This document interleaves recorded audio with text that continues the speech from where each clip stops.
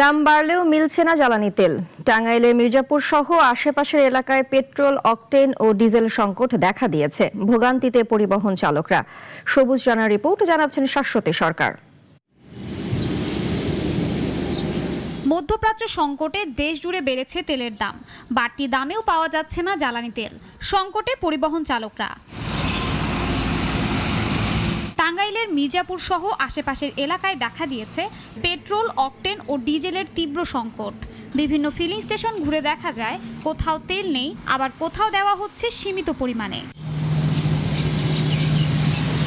অনেক পাম্পে টানানো হয়েছে তেল নেই সাইনবোর্ড। ফলে তেল নিতে আসা যানবাহনের দীর্ঘ সারি তৈরি হয়েছে, যা ভোগান্তি বাড়িয়েছে চালকদের। কালকে 24 ঘন্টা সিরিয়ালে ছিলাম, যখন 12টা বাজছে তখন পাম্প বন্ধ করে দিছে, বলছে তেল নেই, তেল শেষ। শুধু একটা পাম্পে তেল পাইছি, 1000 টাকা তেল দিছে। আর বাকি যত পাম্প পাইছি একই কথা বলে, ভাই তেল নেই। এখানে এখন আশ্বাস দিছে দুপুর পরে তেল দিবে, 6টা থেকে বসে আছি সকাল। তেলের দাম বাড়ছে, তারপর সিরিয়ালে তেল দেয় না।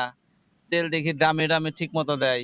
এক পরিচিত গাড়িতে বেশি দেয়, কোনো গাড়িতে, আবার কোনো গাড়িতে দেয় না। 1000 কিলো রাস্তা গাড়ি চালা আর ওরকম থাইকা এইভাবে মনে করেন যে পাম্পে সিরিয়াল দেয়া খুব একটা কষ্ট করে জিনিসটা।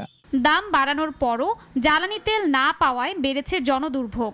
দ্রুতই সরবরাহ স্বাভাবিক করে পরিস্থিতি নিয়ন্ত্রণে আনার দাবি সংশ্লিষ্টদের। শাশ্বতী সরকার, নাগরিক।